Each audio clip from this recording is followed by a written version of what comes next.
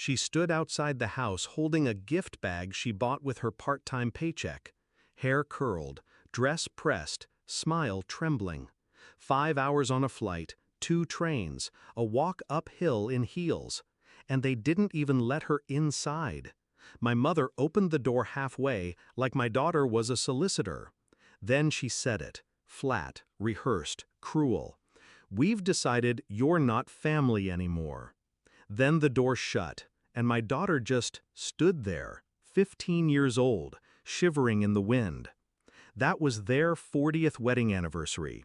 I didn't attend. I knew better. They never forgave me for leaving, for divorcing Martin, for raising my daughter without a proper father. Their golden boy, the man who fractured ribs when dinner wasn't warm enough. I chose peace over tradition. They chose him. But they kept pretending they'd be there for her. Birthday cards with no cash, phone calls when it made them look good. And she still believed in them, until that door. She called me, voice hollow. "Mom, they said I'm not family." I didn't say anything for a moment. My hands were steady. "Where are you?" I asked. "Just outside." I told her to wait by the mailbox, not to move. Then I hung up. Not in anger, in strategy. I drove in silence, not rushed, not boiling, just focused. They didn't know yet, but I'd already been watching them unravel. The signs came slowly at first. A passive-aggressive remark from my mom at Christmas. "You're lucky we still invite her." A comment from a neighbor. "I didn't know your daughter wasn't speaking to your parents anymore." Except she was. Until that day, she still sent them cards, still called every Sunday. They just stopped answering. Then the will came. They updated it without telling me. A copy accidentally forwarded to my address.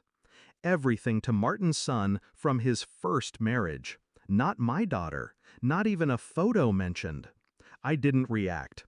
I scanned every page, highlighted every clause, made notes. Quietly. I waited. And when she told me she wanted to surprise them for their anniversary, I let her.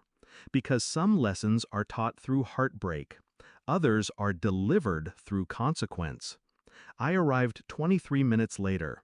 My daughter sat on the curb, still holding the bag. I opened the door. In. She climbed in, silent, wiped her cheeks. "Did you bring what I gave you last week?" I asked. She nodded and handed me the envelope. Inside was the deed to the lake house, their prized property, the one they thought they still owned. 2 years ago, I bought their debt, behind on property taxes, behind on their second mortgage. They thought the lender worked something out. They didn't realize I was the lender now. Bought the liens, took ownership, waited. Let them live in the fantasy. Until tonight. We drove the extra 6 miles to the lake. Their lights were on. Party music still playing. My daughter waited in the car. I walked up calmly. Knocked once, then twice. My father opened it this time. He looked surprised to see me. "Didn't expect you," he muttered. "No," I said, "but I expected you." I handed him the letter. Foreclosure notice, eviction order, transfer of title, all legal, all signed, all final. They didn't read it at first. Then they did, and the screaming began. My mom yelled something about betrayal. My dad shouted about, "How dare I?" But I didn't flinch. "You disowned your granddaughter," I said. My voice never rose. "Now I'm just returning the favor." They tried to grab the phone. "Who did this? I'll call a lawyer." "You can't." "Already did," I said. "Twice. The paperwork was filed months ago." "Where are we supposed to go?" my mother snapped. "Not my problem," I replied. "Just like she wasn't yours." I walked back to the car. My daughter looked at me, eyes wide. "Are they okay?" I looked her dead in the eye. "They'll survive, but they'll never forget what they lost." The next morning, the locks changed. By law, they had 72 hours, but they left in 40. The neighbor told me they packed in the middle of the night, shouting, crying, frantic. And me? I slept in. I never raised my voice, never threw a punch.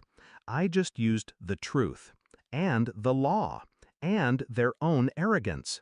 They taught me what family meant to them, so I showed them what justice looks like. Now the lake house?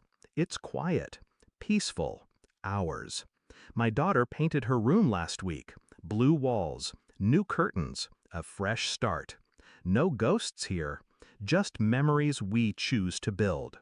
Some people say revenge is ugly, but this wasn't revenge. This was reclamation of her worth, of my power, of the legacy they threw away. And if they ever wonder why, they can remember the door they closed and the home they lost because of it.